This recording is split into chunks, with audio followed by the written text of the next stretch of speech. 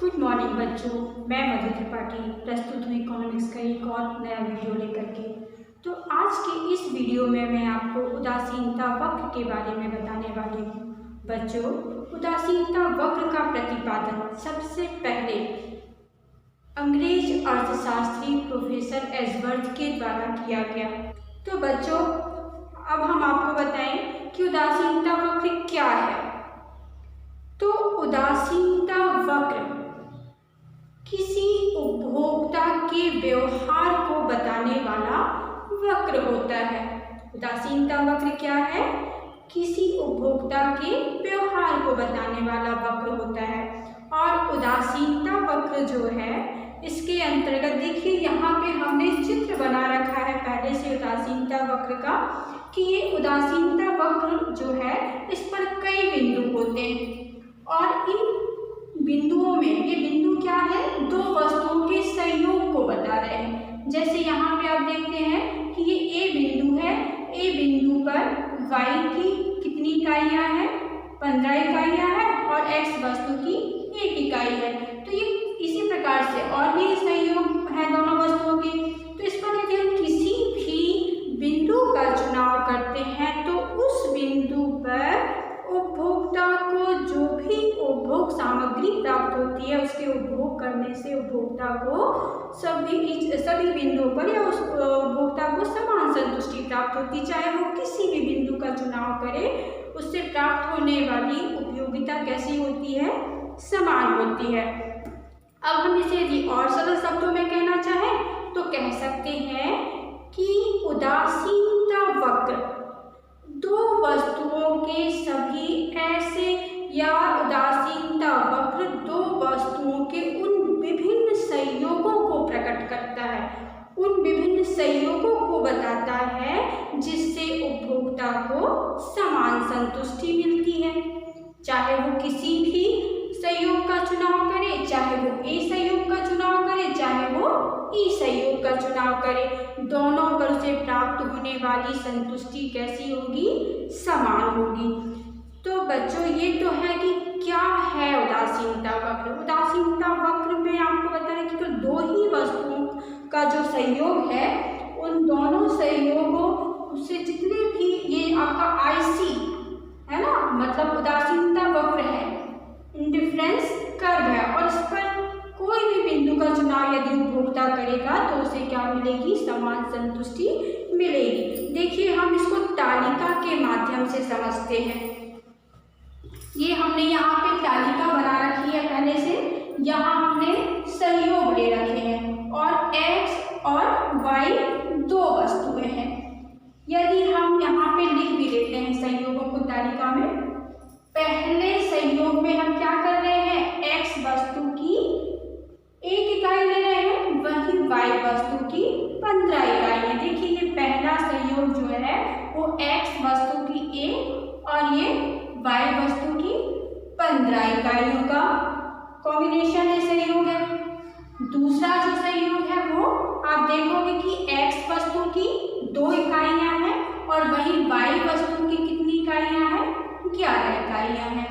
तो 2 और 11 का कॉम्बिनेशन है।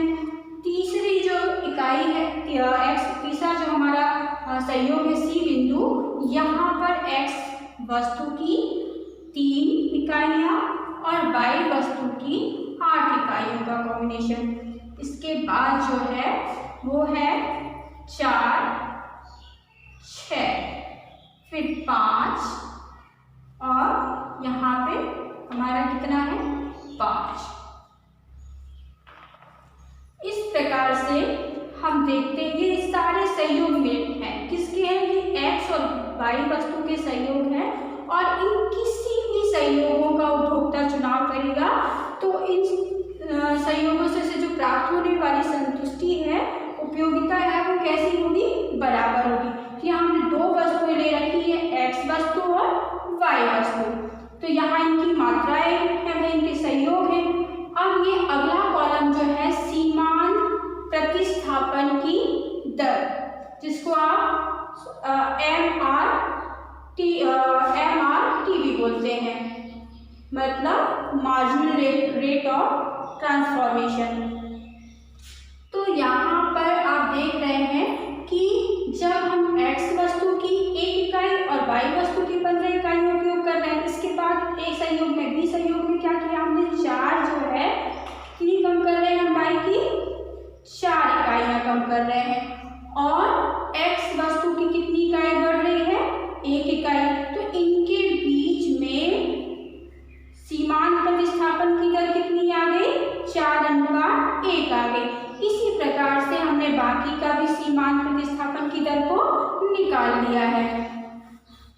तो इस प्रकार से तालिका और ग्राफ के माध्यम से आप बता सकते हैं कि उदासीनता वक्र क्या है। उदासीनता वक्र भाई वह वक्र है जो उपभोक्ता के व्यवहार को बताने वाला वक्र है और ये दो वस्तुओं के ऐसे उन विभिन्न संयोगों को बताता है जिस पर उपभोक्ता को समान संतुष्टि प्राप्त होती है, समान उपयोगिता प्राप्त होती है। अब हम बात करते हैं कि इस उदासीनता वक्र को देखो तटस्थता वक्र भी कहा जाता है। कई बार प्रश्न उदासीनता वक्र किसे कहते हैं, कई बार प्रश्न आ जाता है तटस्थता वक्र किसे कहते हैं। तो बच्चों ये दोनों एक ही है। अब हम बात करते हैं इसकी मान्यताओं की कि उदासीनता वक्र की मान्यताएं क्या हैं। तो उदासीनता वक्र जो है इसकी मान्यताएं आप बता सकते हो निम्न प्रकार से है। जैसे पहली मान्यता है कि इसमें उपभोक्ता जो है भाई वो विवेकशील है और वह अधिकतम संतुष्टि को प्राप्त करना चाहता है।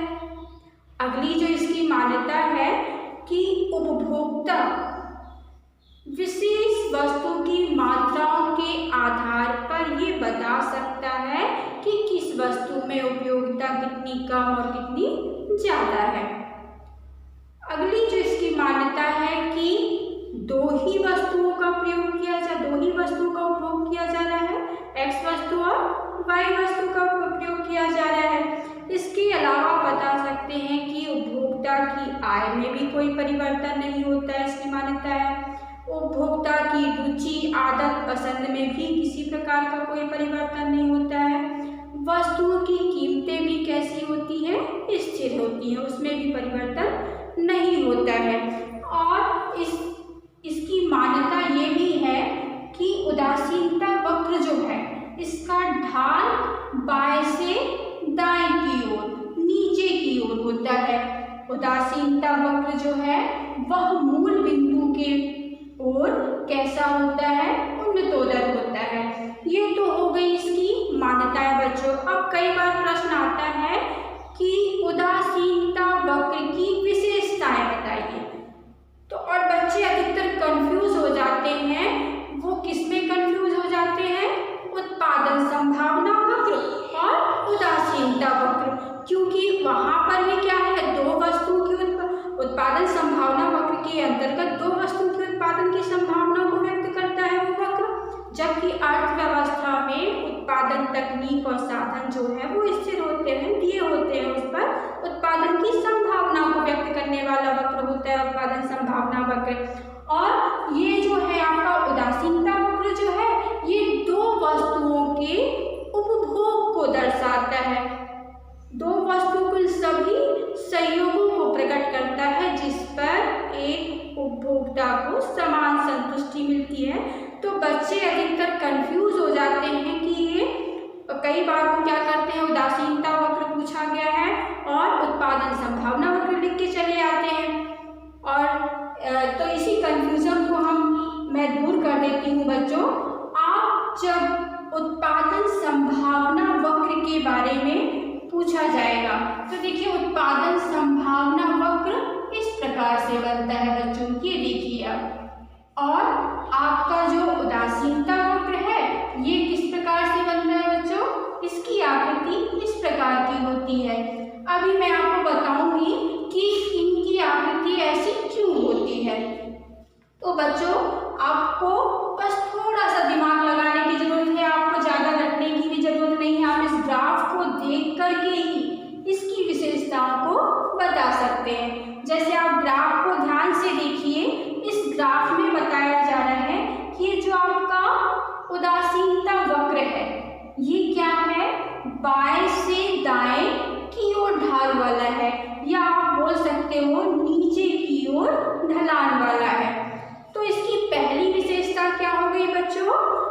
उदासीनता वक्र ऊपर से नीचे की ओर ढाल वाला होता है, या कह सकते हैं बाएं से दाएं ढाल वाला होता है। अब बच्चों ये बाएं से दाएं ढाल वाला क्यों होता है, इसका कारण क्या है? इसका कारण है कि दो ही वस्तुओं का उपभोग किया जा रहा है। यहाँ पर देखिए दो वस्तुएं, एक y वस्तु को हमने लिया और एक x वस्तु को लिया जा रहा है। तो दो वस्तुओं के उपभोग किया जा रहा है।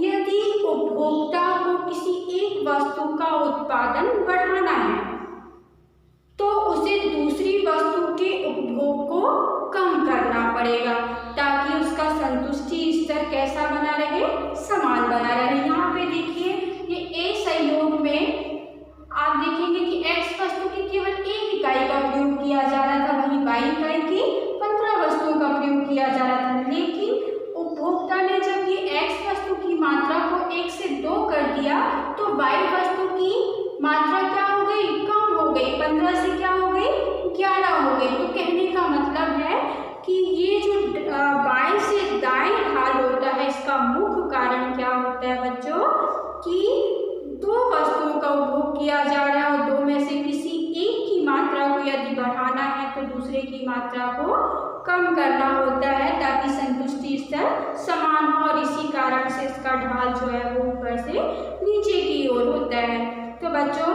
ये पहली विशेषता हो गई।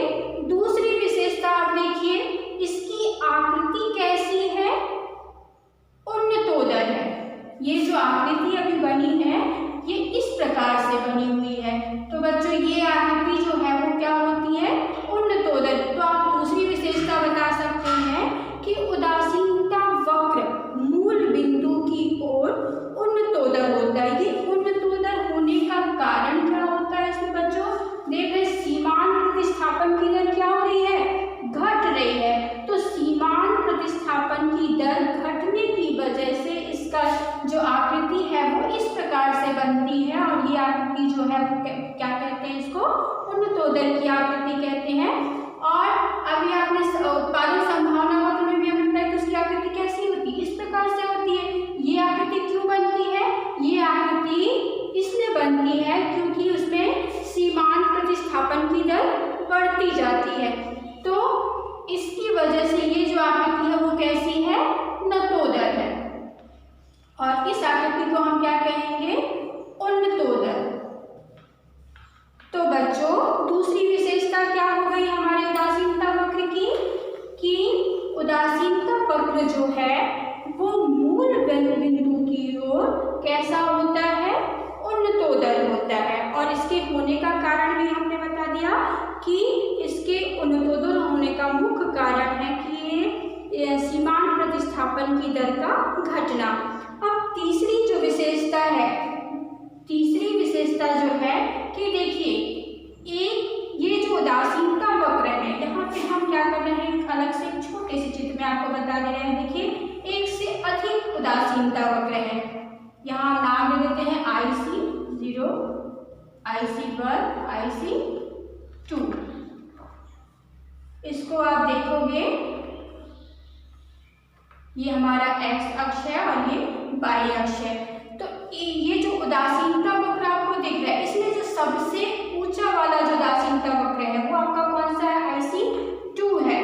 तो जो सबसे अधिक ऊंचाई पर जो उदासीनता वक्र है उस पे संतुष्टि स्तर भी कैसा होता है, उपयोगिता स्तर कैसा होता है, ज्यादा होता है। क्यों ज्यादा होता है बच्चों, क्योंकि यहाँ पे आप देखो इसको हम नाम दे देते हैं A, B और ये C। तो A वाला आप देखोगे तो यहाँ पर Y वस्तु और यहाँ पे आपकी क्या है, X वस्तु। तो Y वस्तु की इतनी ही मात्रा का उपयोग हो रहा है, X वस्तु की इतनी मात्रा का उपयोग हो रहा है। लेकिन ये जो आप देख रहे हो B वाला, ये जो B बिंदु आप देखिए, ये IC1 जो हमारा है इस पर क्या हो रही है, Y वस्तु की उपभोग की मात्रा भी बढ़ जा रही है और X वस्तु की उपभोग की मात्रा भी बढ़ जा रही है। तो अधिक वस्तुओं के उपभोग के कारण संतुष्टि भी जो होगी वो कैसी हो जाएगी, अधिक हो जाएगी। और इसी वजह से जो उदासीनता वक्र है इसमें सबसे ऊंचाई पे जो वक्र होता है उस पे प्राप्त होने वाली संतुष्टि अधिक होती है। अगली विशेषता विशेषता बच्चों हम बता सकते हैं कि आप इस वक्र को देखिए, उदासीनता वक्र को देखिए, ना तो ये y अक्ष को छू रहा है ना ये x अक्ष को छूता है। तो हम बोल सकते हैं कि उदासीनता वक्र x y किसी भी अक्ष को नहीं छूता है। इसका कारण क्या है कि इसके अंतर्गत दो वस्तुओं के सहयोग को बताया जा रहा है, दो वस्तुओं के उपभोग को बताया जा रहा है।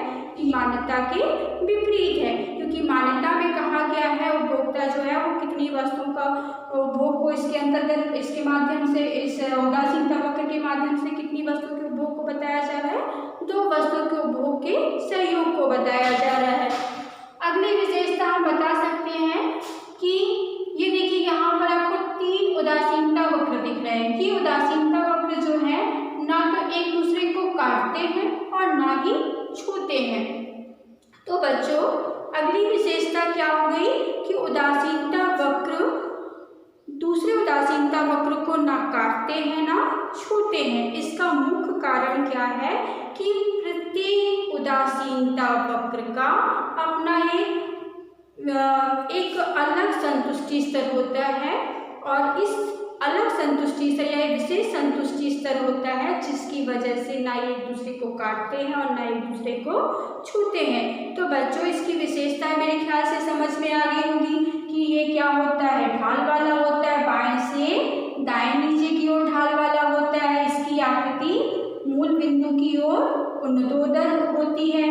तीसरी जो इसकी विशेषता होगी बच्चों कि ये क्या है, सबसे अधिक ऊंचाई पर जो उदासीनता वक्र होगा उससे प्राप्त होने वाली संतुष्टि स्तर भी कैसा होगा, ज़्यादा होगा। ये उदासीनता वक्र जो है एक दूसरे को ना काटते हैं ना छूते हैं। और अगली विशेषता हो गई बच्चों कि उदासीनता वक्र ना x अक्ष को ना y अक्ष को किसी को नहीं छू, वजह से ये एक दूसरे दोनों किसी भी अक्ष को ये टच नहीं करते हैं बच्चों। तो आपको आशा करती हूँ समझ में आ गया होगा कि उदासीनता वक्र क्या है। उदासीनता वक्र जो है वो दो वस्तुओं के उन विभिन्न संयोगों को प्रकट करता है जिस पर उपभोक्ता को समान संतुष्टि मिलती है, और इसीलिए उपभोक्ता किसी भी बिंदु का चुनाव करते समय कैसा होता है, उदासीन होता है, क्योंकि उससे प्राप्त होने वाली उपयोगिता क्या है, समान प्राप्त होती। चाहे वो किसी भी बिंदु का चुनाव करे, चाहे वो ए बिंदु का चुनाव करे या बी का करे, सी का, डी का या ई का। यदि वो ए का करता है तब भी उसे प्राप्त होने वाली उपयोगिता उतनी ही है, और यदि वह ई का चुनाव करता है तो भी उसे प्राप्त होने वाली उपयोगिता उतनी ही है। तो बच्चों आशा करती हूँ कि आज का वीडियो आपको समझ में आया होगा, और यदि कहीं पर समझ में नहीं आया है या आप कोई मेरे लिए मुझसे कुछ इसके बारे में पूछना चाहते हैं तो बच्चों कमेंट्स बॉक्स में लिख करके मेरे से पूछ सकते हैं। चलिए धन्यवाद।